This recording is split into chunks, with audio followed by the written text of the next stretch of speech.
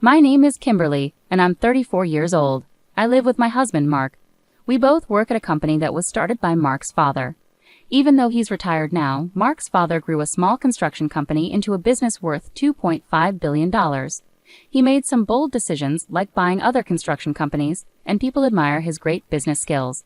Mark took over the company after his father retired. He grew up being gentle and a bit spoiled.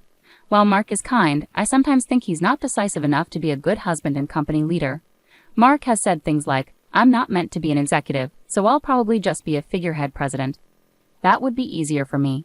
He doesn't seem serious about running the company. We've been married for 5 years, but recently I've been unhappy with Mark's lack of drive. Unlike my husband, I believe I can make decisions well. When my father-in-law was active in the company, he seemed to value that about me and gave me important responsibilities. Before I married Mark, I worked at a bank, so numbers and finances have always been a big part of my work life. After getting married, I planned to be a full-time homemaker, but my father-in-law asked me to join the construction company. Once I started working there, my father-in-law included me in high-level meetings where we discussed how to manage the company. At first, other executives were surprised to see me there because I'm the founder's daughter-in-law, but they started to respect my opinions as I contributed thoughtful ideas. Mark, who was also an executive, never attended these meetings, and everyone, including my father-in-law, seemed fine with that. When I got home from these meetings, I'd often find Mark relaxing and watching TV. "Why weren't you at today's meeting? You're an important executive. You need to take responsibility," I asked him, frustrated. Mark responded without remorse, saying, "Even if I went, I wouldn't understand what's going on, and the executives prefer you anyway, so it's fine." He seemed to dismiss my involvement in the board meetings, perhaps finding it bothersome.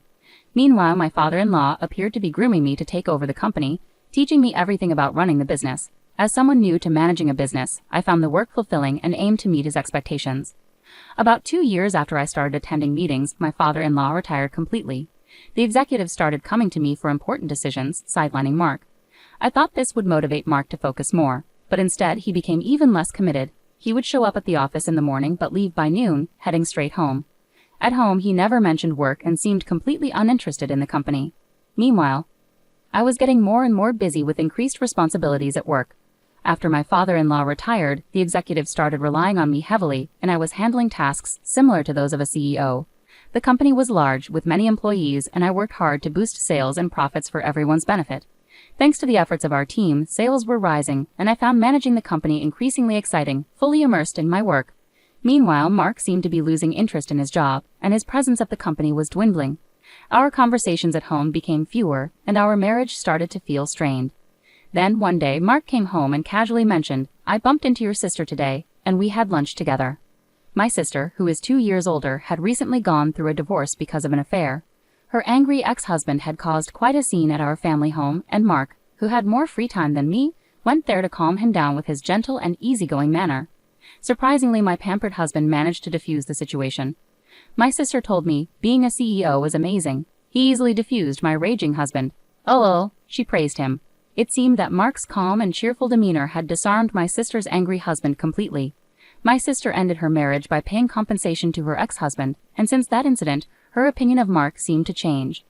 Before, she had viewed Mark, who was impressive-looking but seemed indecisive, as just a wealthy, spoiled man.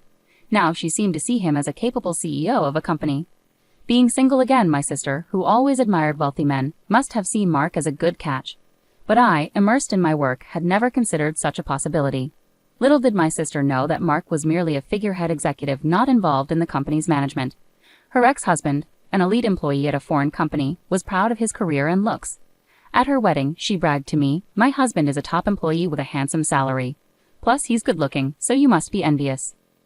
Her ex-husband indeed had charm and seemed sharp and stylish whenever he spoke. I couldn't fathom why she would cheat on such an excellent husband. 3 months after Mark told me about having dinner with my sister, I returned home to find him looking unusually serious. "Kimberly, I need to talk to you." It was the first time he had spoken those words, and I felt a sense of dread. As I anxiously waited for him to continue, he dropped a bombshell. "The truth is, your sister is pregnant with my child, and I want a divorce." I was stunned by both the request for a divorce and the news of my sister's pregnancy. Shocked into silence, I couldn't respond, and Mark went on, "She wants to come over on her next day off to talk about everything, so please be prepared." Confused and trying to process everything, I asked him, "So you want to marry my sister?" Mark looked troubled as he answered, I don't really want to marry her, but with a child involved, we might not have a choice. Feeling frustrated with Mark's indecisiveness, I sighed and said, well, if there's a child on the way, we may not have a choice. Let's discuss this when my sister comes over. Seeing that talking to Mark wasn't getting us anywhere, I decided I would meet with my sister directly to figure things out.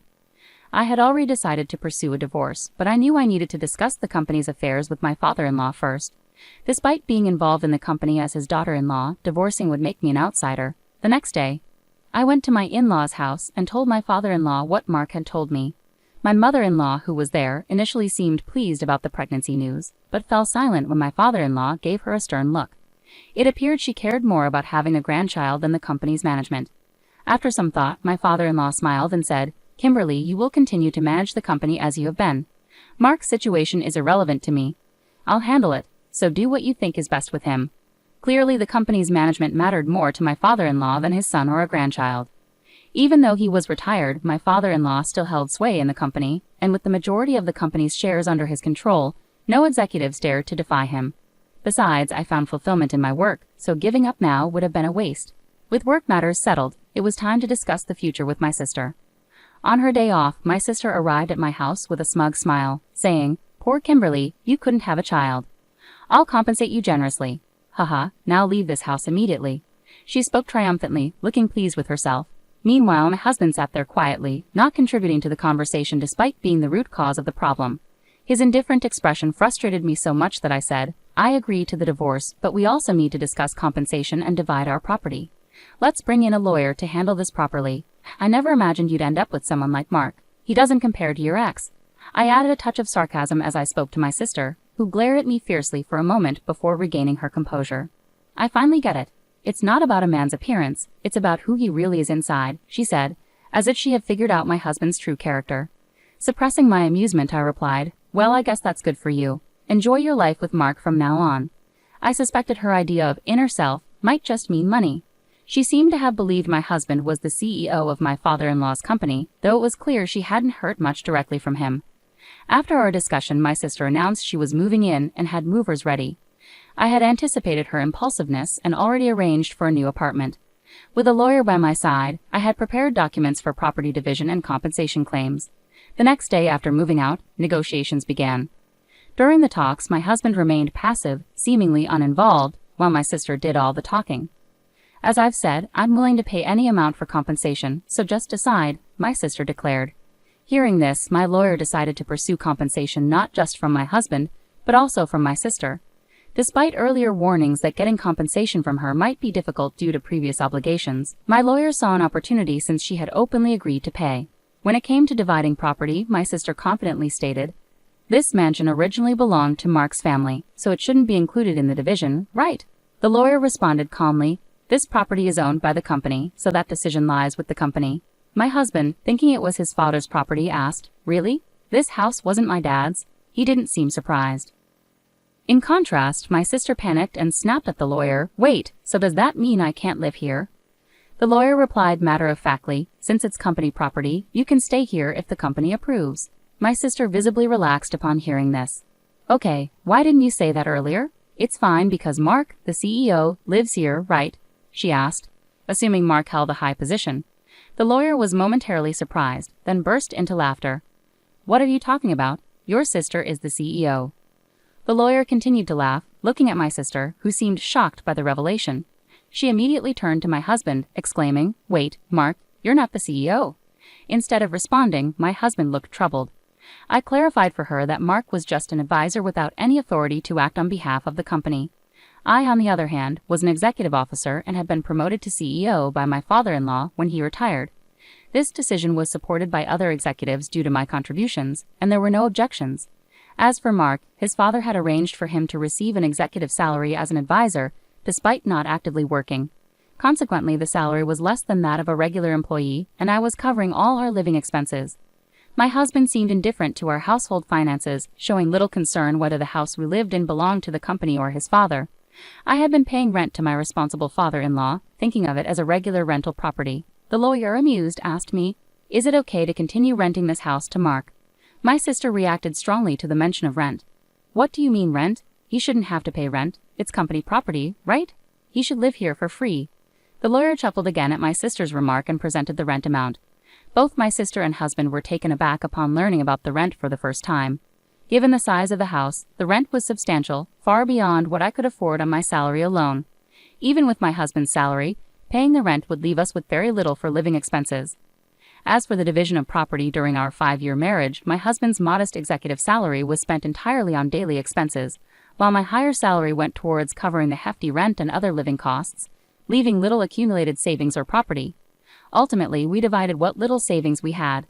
After the lawyer left, my sister, who had expected to live in this grand mansion, looked visibly disappointed. Meanwhile, my husband, seemingly unaffected, continued to smile as usual. Frustrated, I suggested, "Your mom was happy about you having a child, so why don't you move back to your parents' house?" He agreed, but I couldn't help but laugh at why I was still being considerate towards my soon-to-be ex-husband. I started to worry about whether such an unreliable husband could responsibly raise a child, but I realized it was no longer my concern, so I left that decision to my sister. My sister seemed to have forgotten about her own compensation payment. I tried to clarify, "Sis, are you okay with the compensation payment? You were talking confidently, but you were still making payments to your ex-husband, right?" She looked surprised and seemed to snap out of her previous mindset. "Wait, do I have to pay compensation too?" My husband jumped in, seeming flustered, as if he hadn't been listening.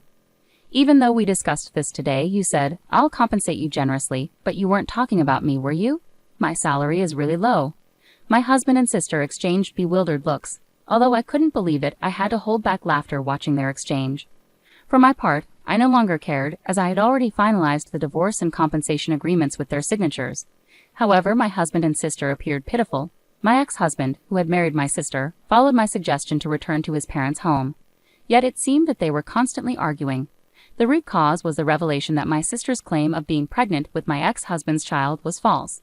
His mother, who had anticipated an heir, was furious. His father, who had never been fond of my sister for taking my ex-husband away from me, reportedly never spoke to her again. As for the compensation, my ex-husband's father paid his share in full. However, my sister pleaded with her father-in-law to cover her compensation too. He angrily retorted, "You have no right to call me father." Disappointed and empty-handed, my sister fled from my ex-husband's family home and has been missing ever since. It seems she only remarried my ex-husband to avoid paying compensation. My ex-husband briefly considered reconciling with me, but his father sternly admonished him, saying, "You shouldn't even think about starting a family. You can't even take care of yourself." I have no intention of reconciling with him either, having lost all trust when he betrayed me with my sister. His indifferent attitude during our discussions disgusted me further. Subsequently, he was dismissed from his executive position, resigned, and now works as a temp. Meanwhile, I have continued as the CEO of my company and am content without thoughts of remarriage, as I find fulfillment in my work. Even after separating from my ex-husband, I maintain a close relationship with my father-in-law, seeking his counsel during challenging times. For now, I see myself married to my work, dedicated to the welfare of my employees.